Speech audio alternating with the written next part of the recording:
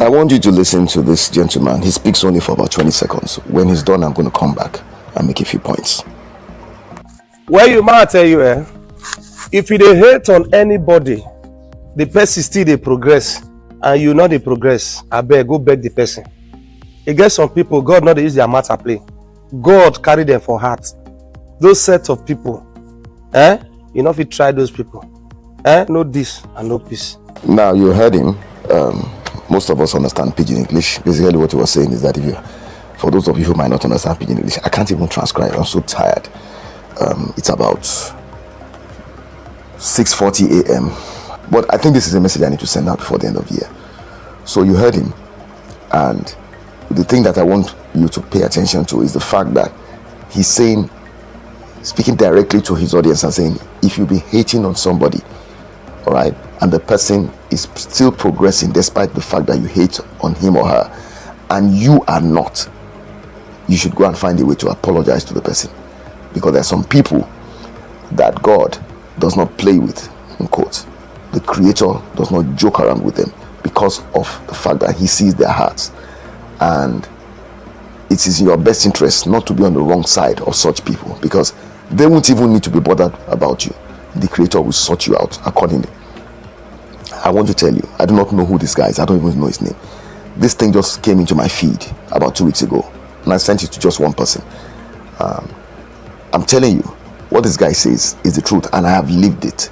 And I've lived it not as somebody that hated on someone. I do not have the capacity to hate, but as someone that's been hated on many, many times, and I've turned around to see those who hated on me eat the dust again and again and again and again.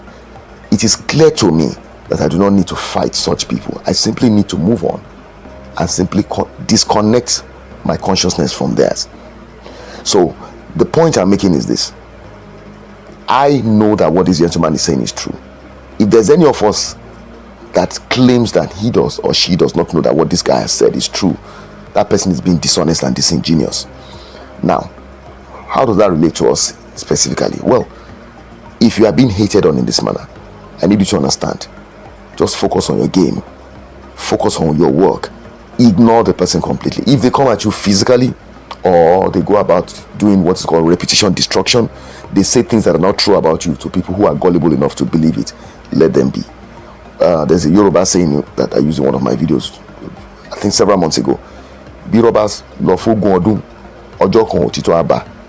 If lies are running, or if a lie is running for 20 years, one day the truth will catch up with it. It's just inevitable. For those who are hating on others, I want you to understand this. The energy you are putting into hating on somebody is energy you can equally channel to doing something for yourself that would make you so busy and so fulfilled that you will not have time to hate on anybody.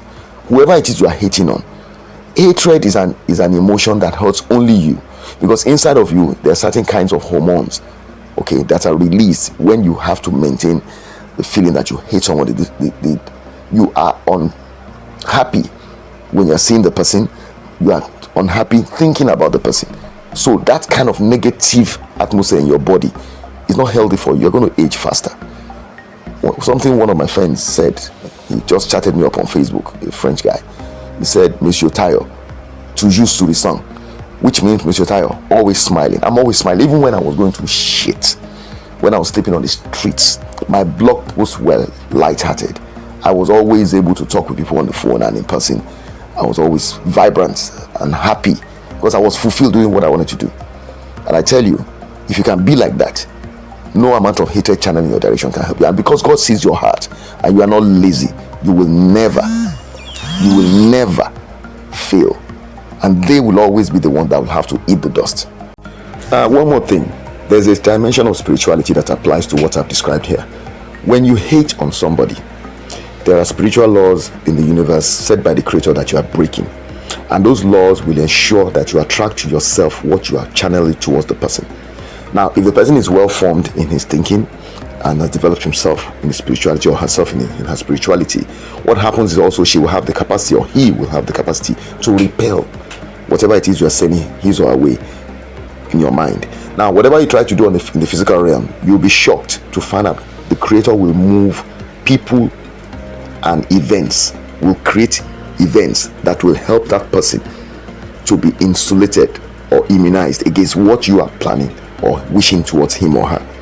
You'll just be surprised to find out that every time you forge action in a negative sense towards the person, whether it be in your thoughts or in actual reality, they will not turn out the way you want them, and he or she will always be okay at the end of the day.